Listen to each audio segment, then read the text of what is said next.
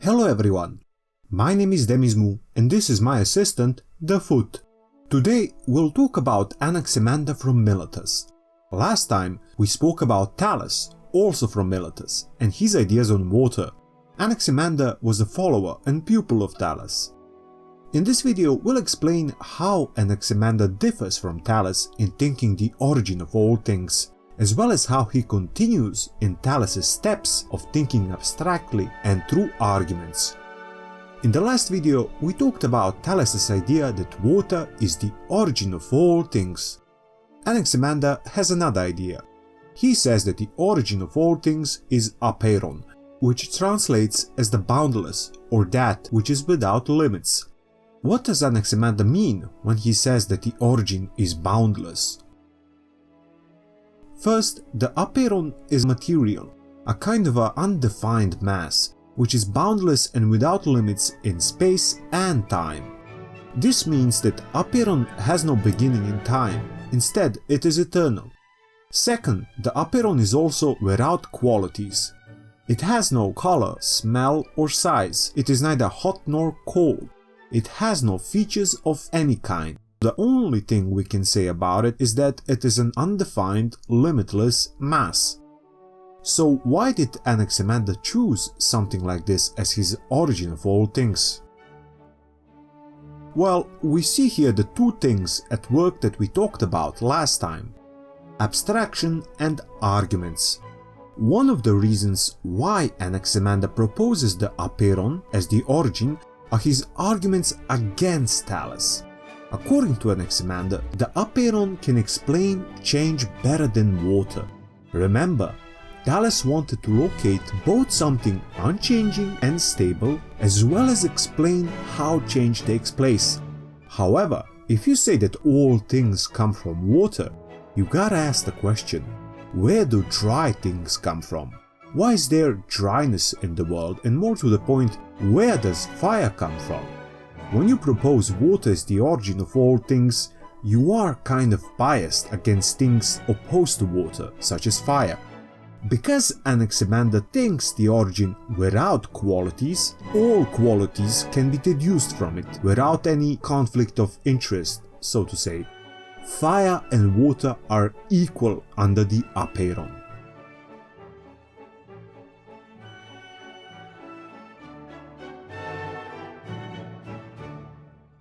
Because Apeiron is neutral when it comes to qualities, it acts as a kind of a cosmic law. Now we come to the important element in Anaximander's thought. Anaximander is the first one to use a word that will come to term origin in a philosophical sense.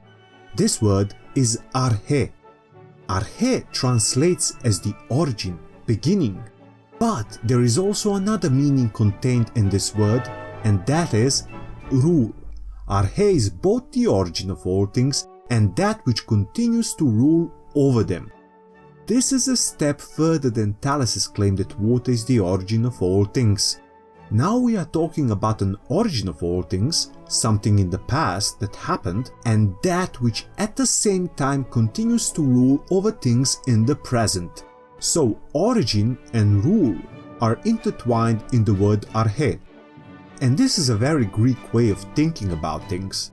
Who your ancestors and parents are counts for everything in ancient Greek society. Your origin determines you, it rules you, and the philosophical concept of arche reflects this. Here is one quote from Anaximander that exemplifies this. He is the first philosopher known to have written down his teachings. This fragment is the only thing that survives.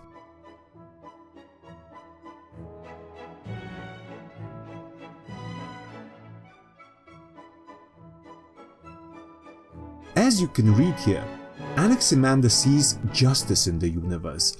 Apeiron is the law, the origin that rules. The Apeiron is neither hot nor cold, it is never wet or dry, and it can't be big or small. Instead, all the opposites emerge from the Apeiron, followed by concrete things. At the same time, time is the judge. It is time that judges when certain things transgress onto their opposites. So a hot summer is punished with a cold winter and the other way around, and there is justice.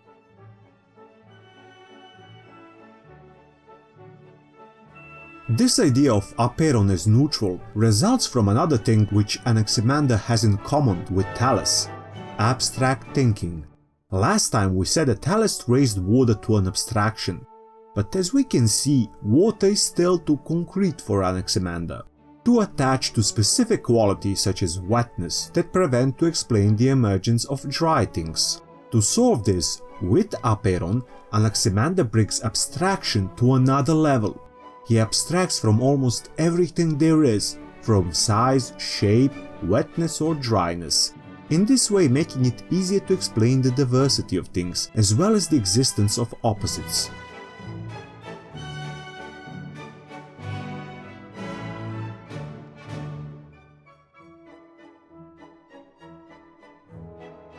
However, Anaximander still thought of Apeiron as some infinite mass, so he didn't quite abstract from everything. As you can see, there is an opening here for arguments against Anaximander, and we'll come to these arguments when we talk about thinkers who thought the Arche as immaterial. To conclude, we talked about two things today. First, Arche, a concept Anaximander was the first to use. This concept will become central in later philosophy. Arche is a principle both in the sense of origin and in the sense of that which continues to rule over things. Second, what Anaximander considered as Arche: the Apeiron, the boundless or that which is without limits. Anaximander argues against Thales' water and brings forth an abstraction of a higher order to solve the problems of water, which according to him was still too concrete to explain the origin of all things. Next time I'll turn to a follower of Anaximander, Anaximenes, and his idea of air as the Arche of all things. Thank you very much for watching, and until next time.